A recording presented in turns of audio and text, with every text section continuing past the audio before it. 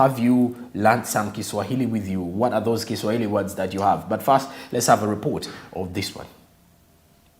Makerere University has been encouraged to begin online lessons for these categories as the country moves to make the language compulsory examinable in all schools. So Swahili, a language. When you look at the East African community countries, from Tanzania to Kenya to Rwanda, Burundi, DRC, South Sudan, in those countries it was spoken and understood. But in Uganda, I don't know how many of you can confidently and write Swahili, maybe by show of hand. Swahili language was approved by the cabinet as the second official language. According to Minister of East African Community, Right Honorable Dr. Aitwa Rebecca Kadaga says, many people are required to learn it. In relating to that, Kadaga to be a requirement for persons engaged in cross-border to learn Swahili. So in 2021, February, the heads of state of the East African Community directed that Swahili should now become language. Of course, Kenya and Tanzania are ahead of us because they already use Swahili in their public domain, in the schools and so on. So we're the ones who are actually lagging behind. The survey was conducted some time back, and our ranking was at the bottom. Uganda was at the bottom on usage of Swahili. So we're now trying to catch up. So Cabinet also decided that at an appropriate time, the subjects are going to become both compulsory and examinable. And we are going to churn it out to the population. We are, because the African Union in 2020 also declared the Swahili an official language of the African Union. So it's good for us, and I hope that when we start, because the media are part of our we are among those, the parliament, the cabinet, and the media, among those we have decided would be the first to be trained in the Swahili. So we are going to work with the Makerere University, which has an incubation center, to have online classes who are able.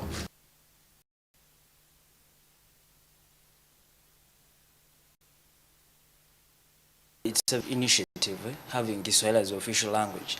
Last time I traveled to... In addition to that section, journalists gave their views on Kiswahili being used in the media industry. But the problem, there's what we call the language barrier. People could not communicate. So if you have that language as an official language here, we can be, it will ease in communication. As a business journalist, I think it will ease in communication. The fact that we have so many tribes in the country, making one of the languages as a common language it feels like tribalism, but now I introduce Kiswahili, people will feel it's fair and will communicate in an easier way, not only with themselves, but with other people in the surrounding countries. So I think it's a good thing. If we adopt Kiswahili, communication is key, and we shall communicate easily, thus improving trade and other relations that will benefit us economic-wise. But is ready for the task of teaching and examining a language that majority of them equally speak with difficulty. In Uganda, there are private language training institutions that have been taking these teachers. The compensation is much better. Then they are also taken in the region. The advantage with Ugandan trade teachers is that they are dual speaker English and Kiswahili. Now that is a very huge advantage. So they are demand.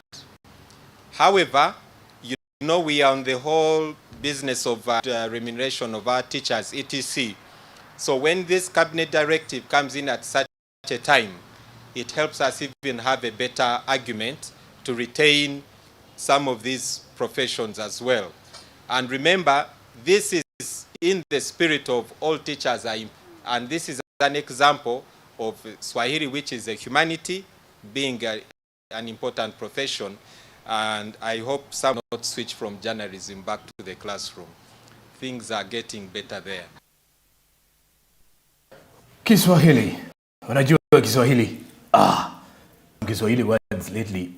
You see, I would tell you something about language. And I remember one of the key answers that we used to have in our secondary school was some of the challenges our missionaries faced, some of the challenges the explorers faced when they were coming to Uganda or Africa was that.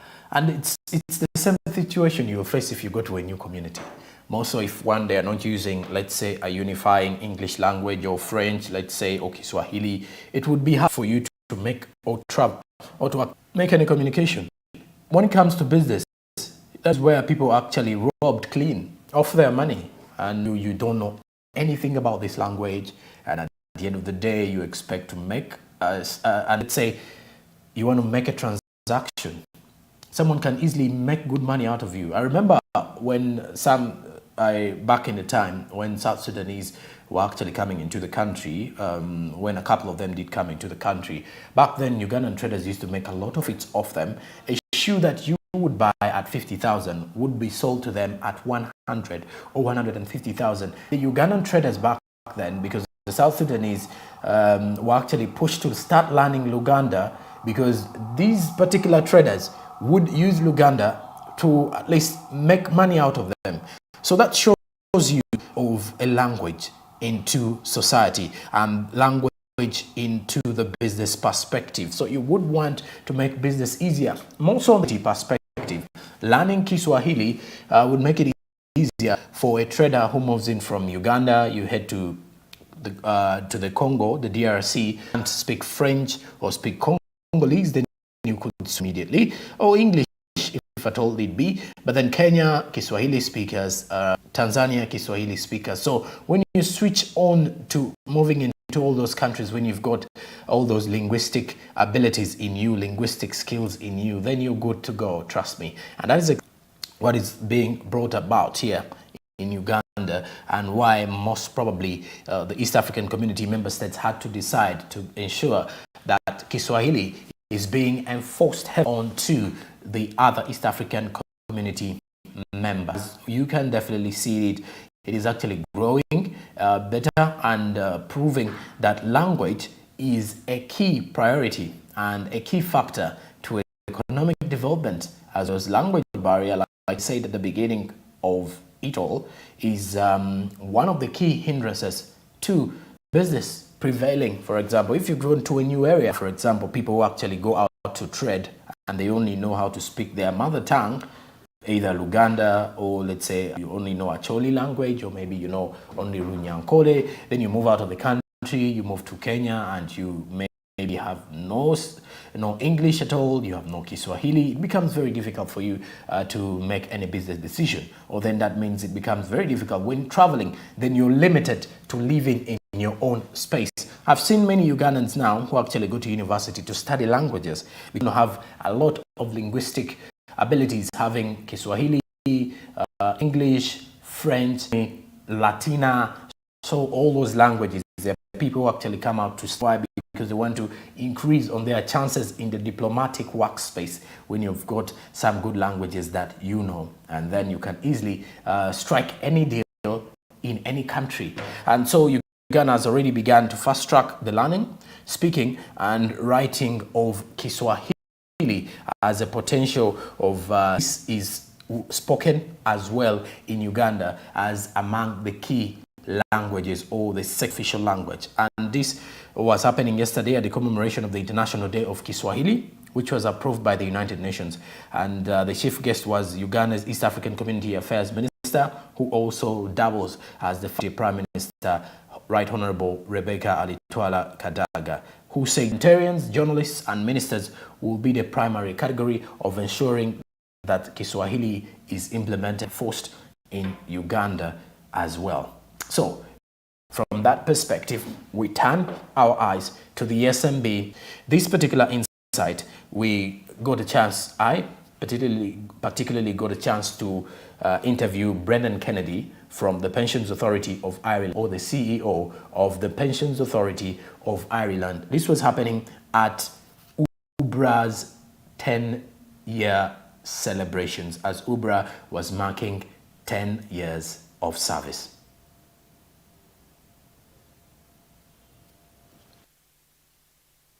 I'm coming in from the Kampala Serena Hotel. Today, UBRA has been making 10 years ever since it was enacted in Uganda, following up on the retirement benefits of Ugandans and to ensure that Ugandans do save for retirement, to maintain that lifestyle that pretty much is obvious that when someone has worked here in Uganda, in times of retirement, most of them cannot lead the same life thing. But UBRA, for the last 10 years, has been ensuring that this does not happen in the next few years. Now, joining me on set here with the SMB Inside, I have Brendan Kennedy, who is a regulator, pensions regulator, direct from Ireland. Thank you very much for joining us. Thank you, it's good to be here. So if you're out there, would first of all want to know, how is the pension sector in Ireland performing? The pension sector in Ireland is like the pension sector in every country. We have challenges, but we have successes. I think the biggest difference by far between the Irish pension sector and the Ugandan pension sector is we don't have a significant informal sector. And what I've learned today at this very interesting conference is the challenge for everybody in Uganda of bringing retirement benefits to the informal sector.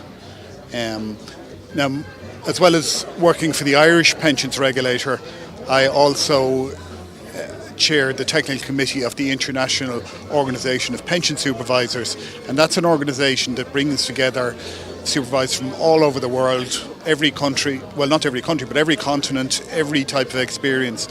And I think what's most useful is for Uganda and other countries, and Uganda is a very active participant, to learn from other countries. This worked, this is worth trying, you know, that's probably not worth doing. We share our experiences. There's no country that has a single solution that's going to work, but we can learn from each other of how to do our job better and more efficiently and more effectively.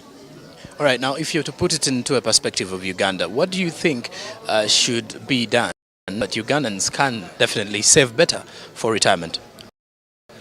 Well, the first and most important thing to say is that is Ugandans, and I have been here for 2 or 3 days, and it's not for me to say.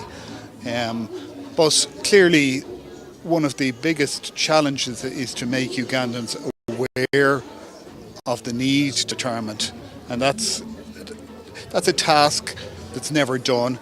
And it's not enough, I suppose, to make people aware of the need, but aware enough that they do something. Because if you just make people think about retirement, then they just feel guilty. I should be doing something, I'm not. But the challenge, and this is a challenge in many, many countries, is how do you get them to think enough about retirement in order to do something about it. Now, there are other aspects to it, and one of the most important things is when people decide that they will do something to save for their retirement, it should be as easy as possible for them. It should be good value for money. They should have confidence that their savings will be well looked after. It should be easy to take the steps to do it. It shouldn't require complicated paperwork and those kind of things. So it's this combination of awareness and ease of access and confidence. All right, thank you very much, and thank you for your time. All right, and that is Mr. Kennedy from Ireland. He heads the Pension Authority in there, and definitely giving us an insightful view of how Ugandans can definitely also be part of the pension scheme.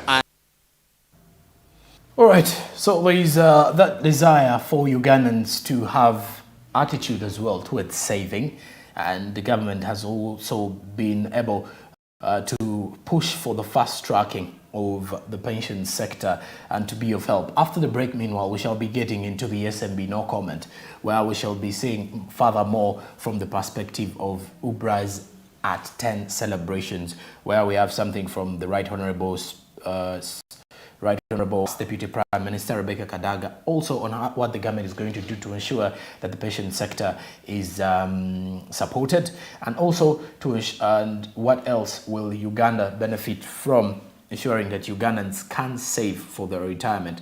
And it is something that NSSF, UBRA have been pushing for, to see that Ugandans save however little you earn, or however, whether you're employed or self-employed, so that you can put something into a saving box for your retirement, so that once you cannot be able to do as much work as you're doing currently, but you can still earn some good money even when you're retired, and you can still earn as much as you used to, or maybe a little of what you used, rather than facing challenges and suffering during your retirement. So let's take a break. I do return with the SMB North and the press review.